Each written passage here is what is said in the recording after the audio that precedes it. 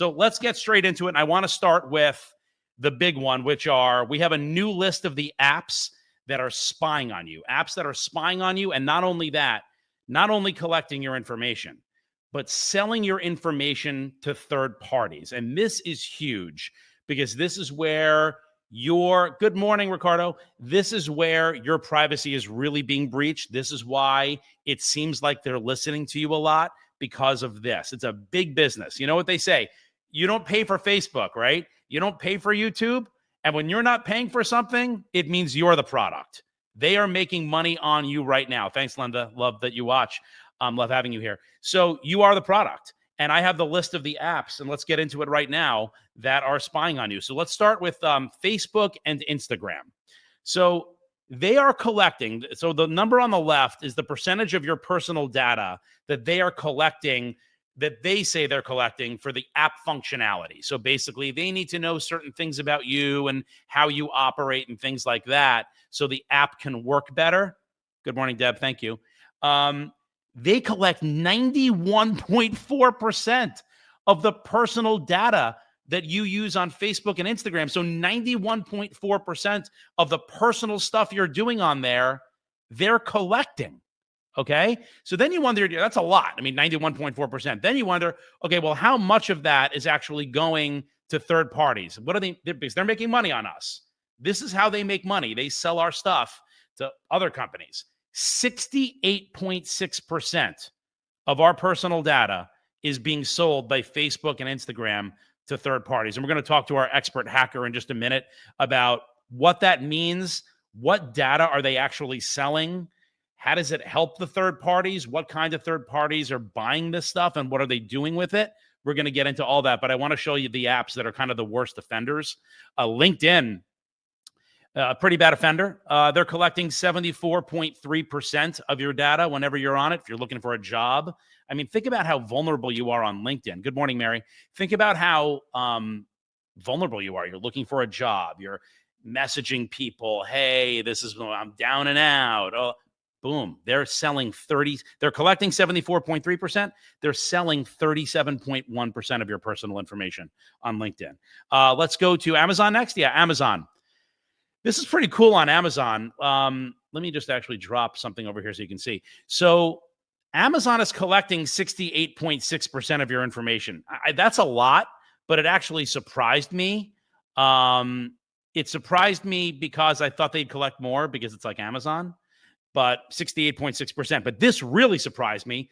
Look how much of it they're sharing with third parties. Only 5.7%. So that's not bad on Amazon, especially during Amazon Prime days right now, where like they know you want a blender. Think about they know your address. They know when you like things delivered. They know what you're having delivered. They can make inferences about, they like that kind of blender. Let me sell them some other kind of blenders, but they're only selling 5.7% of your information. Good on you, Amazon. I like it. And then YouTube, where you may be watching us right now, they're collecting your information too. What you like, what you click on, how long you watch it for, what it says about you, what ads you skip, what ads you watch through, what ads you actually engage with. 65.7% of all of that information, plus your personal information, your personal demo information. And they're selling 31.4% of it to third parties. So it's kind of a lot, guys. Oh, and this one surprised me. Yeah, I almost forgot about this. Uber. Freaking Uber for the win. 57.1% of data they're collecting from us, which is kind of right in there with everybody else. But look at that. According to PC Magazine, they're the ones who put together all of this. Uber is selling 0% of your personal data with third parties. I don't know how that's possible, but they're selling 0% of it, according to PC Magazine. So that's pretty cool. Let's bring in Jim Stickley. Find out what all this means. What's up, Jim? How you doing, man? I'm going to embarrass you for a minute. I've known Jim for almost 20 years. This guy is one of the best hackers in the world. He is a cybersecurity expert. He's not the guy who's going to rip you off. Don't worry. I wouldn't have that guy on. Jim's a white hat hacker. He uses his evilness for good. Big companies hire him, right? Think about your credit card company, your bank, insurance companies, anybody we trust with our information. They hire Jim and people like him, and they're not that many of them that can do it at this scale. And they say, hack us. use all of your skills and break into our systems so we can see where our vulnerabilities are. And that's kind of how they protect us. Jim, you've broken into you've hacked thousands of companies. Yeah, correct. Thousands. This guy's hacked into thousands of companies. So he knows what he's talking about all of this. So Jim, let me first ask you, like, what is the personal information, let's say an Amazon is collecting from me? Everything you've ever given them, they're collecting. I mean, whether it's Amazon or any of them. So obviously your name, your location, your device information, what you're purchasing, what you're viewing, how long you pause on certain things, just everything you do. I mean, just from the moment you go online, whatever application you're using, everything you're doing is somehow being recorded, with the exception of like direct messaging or things that's encrypted where you've been assured you have privacy. Outside of that, but even something like that, let's say that they say, oh, we're not going to monitor your chat that you're having with somebody. They aren't monitoring that, but they are monitoring who you're talking to, how long you're talking to them, where you were when you were talking to them. So they might not know the message you sent, but they know everything else about that message. And they know where I am too, you're saying? All the time. All the time. Wow, that's incredible. And what are they doing? So when we say they're selling information to third parties, obviously that's big business. This is billions of dollars. I mean, data is the most valuable thing in the world, right? Who are they selling it to? Who's buying this stuff, and what are they doing with it? Well, sure. I mean, there's a ton of companies like, I don't know if you want to name names, but companies like LexisNexis, these big conglomerates that are out there that buy all the data, and then they can use that in turn to sell to smaller companies to do their own marketing. So when you get marketing, say, just sent in the mail, old school style, somebody bought that mailing list from somebody else. Or when you receive those robocalls, that was a list that came from somebody else that knew you would probably be interested in whatever they're doing. And so all that data gets sold. And what's kind of misleading is you were giving all those stats earlier, and those stats are great. But what's not in there is a lot of these companies that go, oh, we don't sell your data, or we only sell a small amount of your data. What they're not acknowledging is that they might not sell it to them, but they rent your data. And so what ends up happening is me being a marketer, I want to go out and I want to sell my tennis shoes. So what I do is I go to somebody like Meta, which has, Facebook and Instagram and those types. And I say, hey, I want to target women in this age group that do this stuff, that live in this city with my shoes. And they go, no problem at all. We'll charge you X amount a month, and you set up the ad and we'll push it through our system. Therefore, they haven't actually sold your information to that company, but they are still marketing your information for that company. So it's kind of misleading when they say they're not selling your data, because generally they're double dipping quite often. Oh, right. So they're selling it, and then to other companies, they're not selling it, but they're renting it, and they can sell it. We don't sell it. Yeah, we didn't give it to that other company, but it didn't matter. They still used the ultimate thing is it was still used in the exact same way. And this is all to make these other companies more money and to target us with ads, right? That's what most of this is. Get me to buy more stuff. Absolutely. I mean, that's the end of the game here. And now with AI, it's gotten so smart. I mean, it knows everything about you, that it can create these algorithms that are, like literally these companies know who you are better than you know who you are. They could be a therapist at this point. Like when I'm writing into Facebook Messenger and I'm writing a private message to somebody, is Facebook looking at that? Like, no. I'm not saying there's a guy named Jim who's sitting there being like, oh, Jeff's having a bad day today. But like, is it being inputted somewhere? Like, do they... anything like no, that? Not the message itself. At least in most cases, at least not what they say. They say those are supposed to be private. In most cases, those are supposed to be encrypted.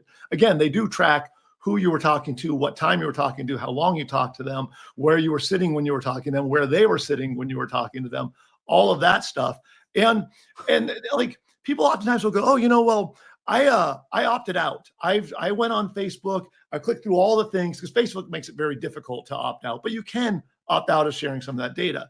But so they go, so I'm good. And you go, well, not actually. There's shadow profiles. Let's say that your contact information was in your friend's phone because they're friends with you. Yeah. And they share their contacts with Facebook. With Facebook, that's one of the things they asked to do in the very beginning, is share your contacts. People just go, okay, they just do all their stuff.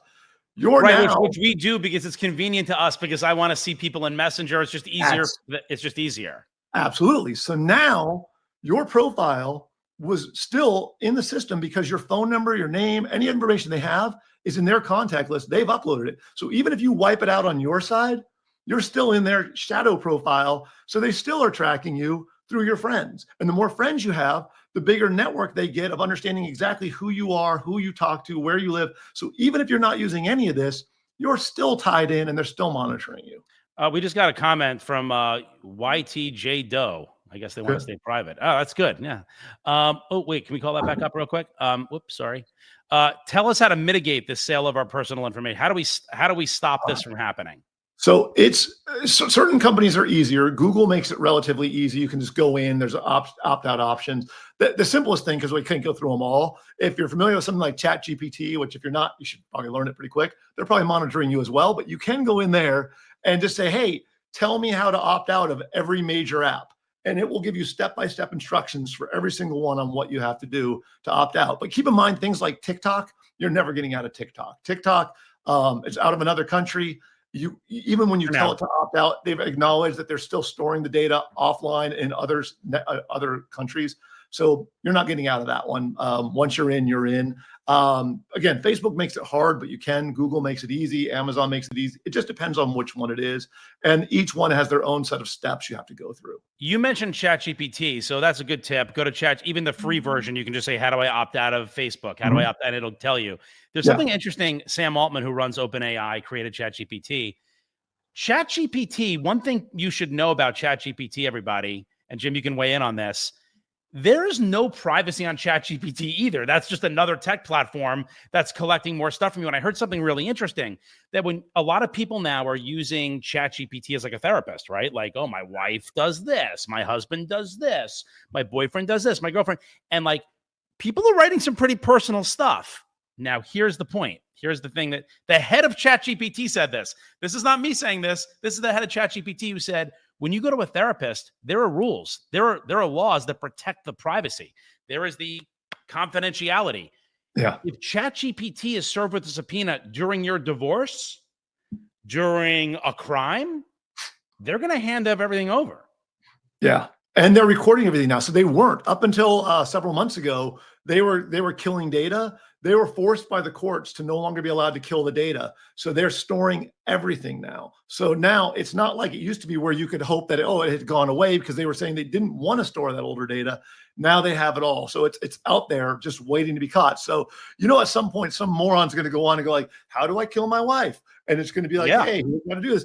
And they're going to go down because of it, which in that case is a very good thing. Yes. But it's just, you should be very cautious. And that so many people like use it for business, and they're sharing contracts and they're sharing all of this confidential information into ChatGPT as though it's like their personal businessman. And that stuff's just out there. And also ChatGPT is learning from this stuff. So it could pull something in and then share that information with somebody else, depending on what kind of account you have set up with them, because it's learning things as it's putting it in. So yeah, you've got to be really cautious about what you're sharing with ChatGPT. An amazing tool, very useful in a lot of ways. But again, just think of it as you're shouting out to the world anything you type in there. So you better be pretty comfortable with whatever you're putting in there, being willing to share that with everybody. Do you want a prosecutor to have it? Do you want a detective to have it? Because they could. All they have to do is ask with a subpoena. Yeah. The number one question I always get, Jim, about privacy, because I do a lot of stuff about privacy and internet security and all that, is I know they're listening to me. My phone's listening because I was with my friend Ann.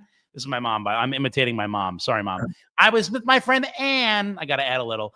And I'm telling you, she was going to go to Disney World with the grandkids. And all of a sudden, we took a walk together. And then I get home and I'm being bombarded by Disney World and ads. And I haven't ever tried. Our kids are older. I haven't tried to go to Disney World in years. So are they listening to me? Everything points to no. And there's one primary reason why. So everybody says no. Everybody says, all the companies say, we do not listen, with the exception of like Alexa, which is designed to listen. But for the most part, they claim we're not listening. And so you go, okay, well, that's how that happened. Yeah.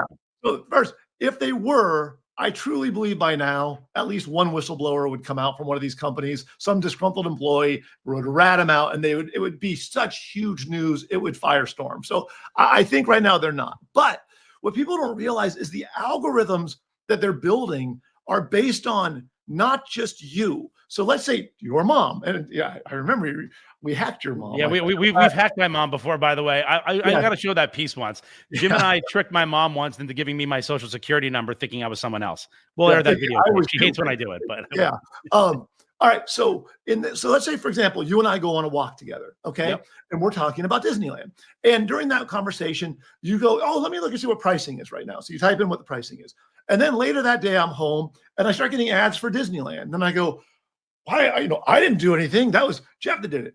What you have to remember is that your location is also in the apps. So you're on Facebook, I'm on Facebook, we're standing next to each other, and you're researching stuff on Facebook. All that information is now going into the cloud, into this algorithm, and it sees that we were together at that exact time. We're friends. We were both, just walking for a while. And during that time, you were looking up Disneyland. It automatically associates and goes, okay, you know what? The person that they were with was probably talking to them about Disneyland as well. So therefore, we can start doing advertising to them as well about Disneyland because you're next to each other. So it knows when we're on a walk together. It knows when we're in proximity together, and it assumes, ooh, they must have shared interests. Yeah. Or if you're in the same, let's say we're both on the same Wi-Fi network, we're both staying at the same hotel, we're both in the same area, like anything at all that associates you together is now tied into all that algorithm. And so let's say that sees that you're jogging. We went jogging together. Just the fact that we're moving at a rapid pace and running, or if we happen to have a smartwatch that's monitoring our heart rate, it now knows, oh, they're running, they're into fitness. We're going to start advertising fitness shoes and other things that way to both of them because they run together. Or it'll advertise a gym nearby or Pilates or whatever. So it's monitoring everything you do and then building algorithms around that. Yeah, I'm just thinking right now. I wear this. I wear the Aura ring. I don't know if you know. I have one of those. I love this thing. It tells me knows everything about you. Everything. I'm like, which is so helpful to me because I'm such a bad sleeper. Yeah. So like, I like to wake up in the morning, and my wife and I have a competition about who can complain more during the day about who's more tired. You know, like who slept less. And but it knows my heart rate. It tells me like, oh, it seems like you're a little stressed out. It has a daily stress thing on the Aura. So you're saying that, I mean, they must be taking this information. It gets even creepier than that. It knows when you're having sex. It knows all sorts of stuff. So then let's say that you're having sex, but your sex is only a very short window. It might start advertising things to help you increase your love life and things like that. It's monitoring everything about you. I'm wow. Yeah. And just to be clear, I'm not saying that exact ring. No, I know. But they can. And a lot of them I don't know. I haven't researched that one. My guess is probably because it monitors heart rate. So it sees, hey, at this particular time, it's suddenly 10 o'clock at night. All of a sudden, your heart rate starts spiking and then it drops off really quickly. Why did that happen? And it knows those types of things. Oh, my God. Jim Stickley. Wait, before you go, I'm going to do one thing. Guys, there's something you can do on your iPhone right now, and I want to walk you through this step by step. Jim, you'll like this. I'm going to show them the significant locations, how your iPhone is tracking you right now. And in this new iOS 26, it comes defaulted on. Like it's on. Like they are tracking you. They know where you live. They know when you're home. They know when you're going to your favorite restaurant. They know the route you take. So there's a way to shut this off on your iPhone right now. So I want everyone to get their iPhones out real quick. Everyone get their iPhones out. And I'm going to walk you through this step by step. Because I do this for everybody I run into, Jim, and everyone seems to appreciate it. This is a big one. We don't want them tracking. But there are certain things we can do, right, Jim? I mean, we're in a world where everything is being sold, but we should be doing the things to protect ourselves as much as possible. Absolutely. And again, do a little research. All of these things, you'll never get out of it. You're never going to be not tracked, but you can definitely reduce the amount of your footprint. All right, so here we go. Come over to settings. See settings right over there? Go to settings. Okay. So we're going to hit settings together. And by the way, if you missed this is as soon as we're done with the live, it's posted, it's there, share it with your friends, clip it, save it, all that stuff. So, okay. Then I want you to come down over here to privacy and security. You see privacy and security right there? Right there? Hit privacy and security. It's not backwards, is it? It looks good. Okay, good. Privacy and security right there. Then, well, first of all, that's something else they just added, that tracking thing. Make sure your tracking is at 0. I want you to go into your tracking and make sure these are all the apps that are tracking you and shut them all off. Or, keep the ones on you want to track you, but I don't like any. And I toggle that on because they always ask. Jim, I should have that on, right? That's where they ask if they want to track me or not. So I always have that on. So when I download a new app, it tells you. So keep that on. So that's the tracking. But this is even crazier. And look how Apple buries this in the settings, right? So we've gone to settings. We've gone to privacy and security. Now I want you to hit location services right there. Okay. Location services. Okay. Now watch this. You have to scroll all the way down of location services, and you're going to get to this thing right there called system services. Okay. System services right there. Okay. And again, if this is going too fast for you, just save the video and share it. Just save it. So to replay it later, it's always available. Hit system services. We're not done yet, guys. We're not done yet. We got to scroll all the way down again. And now you're going to get right over here to significant locations and routes. Yep. They don't only want to know where you are. They want to know how you got there. Okay. Significant locations and routes. Going to hit that button. Let me use my Face ID. Now I have mine off, but I'll turn it on to show you what it looks like. You're going to see mine was just off. So you're going to toggle that off. Hold on. Oops. Toggle it off like that. You want that off. Shut it off. It's probably on your phone right now. And you're going to start seeing in your summary, I have 0 records because I always have mine off. It's the first thing I do when I get a new software update. I immediately go here and shut it off. You may see 1 million records here, and it's going to be scary, like where your phone is at all times, where you live, the restaurant you go to, where you were yesterday. I mean, it's like it's like a private investigator, the iPhone, following you around. So it's really, really crazy. And again, I'm going to put this into the chat after the show, but the show is replay and it lives on for eternity to watch. So if you missed any of that, you can do it. But Jim, you suggest people do that, right? Absolutely. I mean, again, there's no need for it 99.9% of the time. Yeah. And a lot of people always ask, well, can I still use like Uber Eats and stuff? So there's a thing where like I have like an Uber Eats on only use while I'm using the app, right? So like, so you have usually the always track me, never track me, or while I'm using the app. For the ones like Waze, yeah. So like for like Waze or Google Maps or whatever, when you open it up and you want it to know your location, it'll track you then, but otherwise it's not. Yeah, and you want to do that. I mean, because there's a lot of those ones people get for like stores, department stores, where they can install an app. And if they say always on, those apps are basically watching where you're going, other stores you're going into, and monitoring all of your behaviors. If you make it to where at least you're only doing it when you're turning it on, then you choose when you want it to be looking where you are.